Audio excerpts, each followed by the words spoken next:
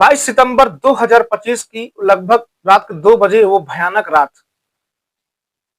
उस घर पर 24 सितंबर को उस लड़की की शादी होने वाली थी जिसका नाम अंशिका होता है और उसी रात को उस लड़की का मर्डर कर दिया जाता है, मतलब उसको जान से मार दिया जाता है। हुआ यूं था कि 22 सितंबर की रात थी, घर में मेहमान बैठे हुए थे, आए हुए थे, खुशी का माहौल था क्योंकि उस घर में एक लड़की की शादी थी। शादी के चक्कर में सभी लोग बिजी थे। लगभग रात को 1-2 बजता है तो कुछ लोगों की नजर पड़ती है कि अंशिका घर पर नहीं है। उसको घर वाले जो है ढूंढते हैं, परेशान होते हैं कि अंशिका कहाँ चली गई। बाथरूम में जाकर ढूंढते हैं, बाहर जाकर देखते हैं कहीं ऐसा टॉयलेट करने के लिए गई हो या कहीं फ्रेश होने के लिए गई हो। सारी संभावना होती है, घर पे लोग परेशान थे लेकिन वो मिल नहीं रही थी। लगभग सुबह के 5 बजे, मतलब 22 तारीख को सुबह के 5 बजे गांव के जो कुछ लोग होते हैं जो शौच के लिए बाहर जाते हैं, उनको नजर पड़ती है कि जो यहाँ पर कूड़ा कचरा पड़ा हुआ था गांव के लगभग 200 मीटर दूर, काफी झाड़ियां थी, वो जली हुई है और वहां पर जो है एक लड़की की जो है, लड़की कह सकते हैं, ये लड़का किसी की जो है डेड बॉडी वहां पर पड़ी है और जली लाश पड़ी हुई है।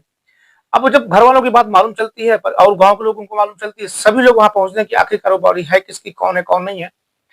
तो बॉडी सही जल नहीं पाई थी, तो अंशिका के जो घर वाले होते हैं, जहाँ जिस घर में शादी थी, वो उस बॉडी को पहचान लेते हैं कि अंशिका की ही बॉडी है। अब जैसे ये बात पूरे हर जगह फैलती है, पूरे इलाके में सनसनी, मतलब सन्न पड़ जाता है इलाका की आखिरकार जिस लड़की की 24 सितंबर को शादी थी, 22 सितंबर की रात को ये कांड उसके साथ किसने कर दिया। अब तुरंत पुलिस को वहां बुलाया जाता है, पुलिस वहां पहुंचती है, उस लड़की की डेड बॉडी को जो है अपने कब्जे पे लेती है और कब्जे लेने के बाद उसको पोस्टमार्टम के लिए उसको भेज दिया जाता है। पुलिस अपनी तरीके से छानबीन कर रही थी कि इसकी शादी 24 सितंबर को थी, 2 दिन पहले उसका किसने मर्डर कर दिया, ऐसा कैसे हो सकता है, किसने किया। घर वालों से पूछताछ होती है तो घर वाले बताते हैं कि जहां पर उसकी शादी हो रही थी जिस लड़के से, उस लड़के का एक चाचा है, वो चाचा इस शादी से खुश नहीं था और उस शादी के लिए कई बार मना भी कर चुका था, तो हो सकता है उसी ने ये कांड किया हो। अब पुलिस जो है तुरंत जो है उस चाचा को जो है गिरफ्तार करती है, पूछताछ के थाने बुलाती है, क्योंकि ये जो मामला था सोशल मीडिया में बहुत ज्यादा वायरल हो चुका था 1-2 घंटे के अंदर ही, क्योंकि मोबाइल पर वीडियो बनाकर इंस्टाग्राम यूट्यूब पे लोग डाल चुके थे कि यहाँ पर यह कांड हो चुका था, तो पुलिस के ऊपर इस चीज का प्रेशर बहुत ज्यादा था इस केस को सॉल्व करने का। अब चाचा से जब पूछताछ होती है, वो बताता है चाचा कि मेरा इस कांड में कोई हाथ नहीं है, मुझसे कोई मतलब नहीं है। मेरा जो भतीजा जिसका नाम परवेज है, हो सकता है वो अभी वही जो है छुट्टी लेकर, उसकी छुट्टी मेंशन हुई है, गांव पर आया शादी के लिए, क्योंकि जो परवेज होता है वो फौजी होता है और फौजी से उस लड़की की शादी होने वाली थी। इनकी जो प्रेम कहानी होती है लगभग 4 साल पहले से चल रही होती है। ये दोनों एक दूसरे से बहुत प्यार करते थे, सारा कुछ उनके बीच में पहले ही हो चुका था, संबंध वगैरह सब बना चुके थे।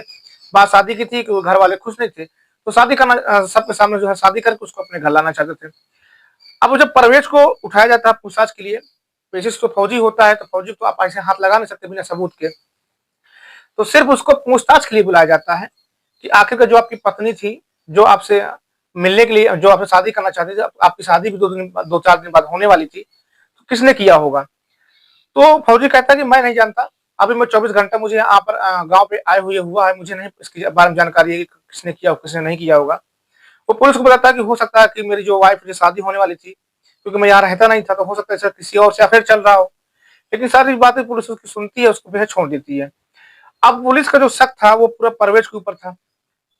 परवेज की जो पुलिस जो है कॉल हिस्ट्री निकलवाती है, लोकेशन निकलवाती है कि उस रात ये कहाँ पर था, किससे बात की थी। तो कॉल हिस्ट्री में रात के 2 बजे परवेज जो है अपनी जो होने वाली पत्नी थी अंशिका, उसके पास जो है कॉल करता है, उस लोग उसके गांव पर जाता है जहां पर उसका गांव होता है।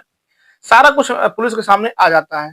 अब पुलिस समझ जाती है कि आखिरकार किसने ये सब कांड किया होगा। पुलिस को जो है इस बार हिरासत में लेकर पूछताछ की जाती है। कुछ जो अधिकारी होते हैं उनसे भी जो है परमिशन ली जाती है, क्योंकि वो फौजी आदमी था, तो ऐसे आप उसको उठा नहीं सकते।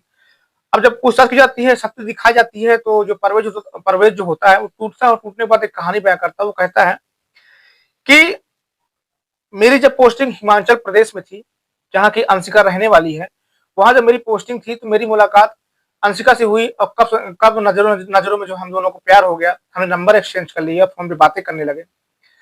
समय गुजर 2 साल बीत जाते हैं, 2 साल के बाद जो है शादी की बात आती है। इन 2 सालों में जो है हम कई बार जो है संबंध भी बना चुके थे, कई बार रह चुके थे साथ में, मतलब पति पत्नी की तरह हम लोगों ने ट्रीट कर चुके थे।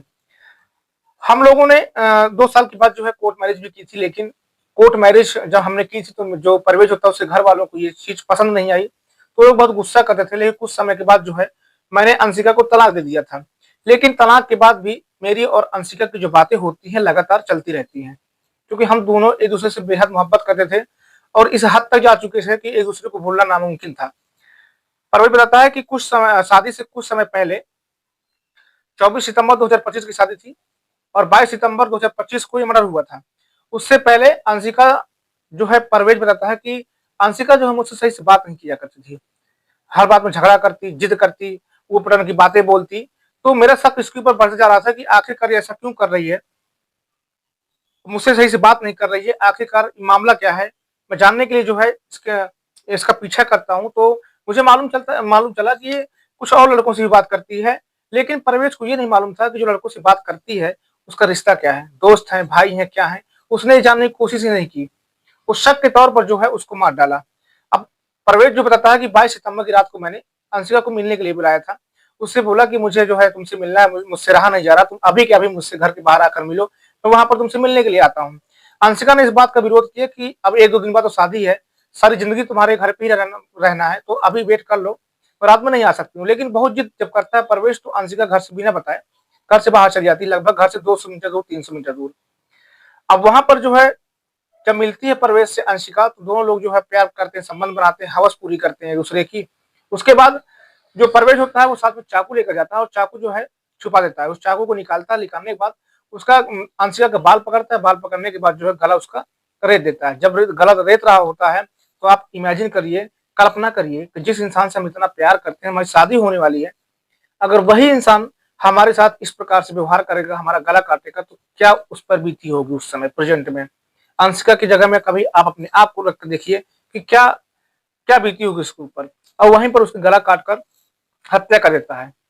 बाइक जो लिया होता है वो तुरंत जो है बाइक से पेट्रोल निकालता है, पेट्रोल निकालने के बाद उसके शरीर पर डालता है, जो झाड़ियां वगैरह होती है उसको वहां पर डालता है और उसको आग लगा देता है और वहां से फरार हो जाता है, अपने घर के लिए वापस चला जाता है। अब इधर घर अंशिका का जो घर वाले होते हैं वो अंशिका ढूंढते हैं, लेकिन इसकी जो है सुबेलाश मिलती है कि अंशिका मारी जा चुकी है। तो दोस्तों, इस घटना को सुनाने का उद्देश्य सिर्फ आपको जागरूक करना था, सुरक्षित करना था, ना कि किसी को दिल को ठेस पहुंचाना मेरा उद्देश्य रहता है। इस घटना को सुनकर आपकी क्या राय है कमेंट बॉक्स में जरूर बताइएगा। साथ ही जब आप कमेंट किया करिए तो अपने नाम के साथ साथ अपने जगह का नाम जरूर बता दिया करिएगा कि हम किस जगह से इस वीडियो को देख रहे हैं। दोस्तों, परवेज को जो है चार्जशीट तैयार करके उसको जेल भेज दिया गया है। परवेज की भी जिंदगी पूरी तरह सब खराबी है, लेकिन अंशिका के घर वालों को क्या होगा जो इतनी खुशियां पाल के अपने अंदर बैठे थे कि हमारी बेटी की शादी होने वाली है।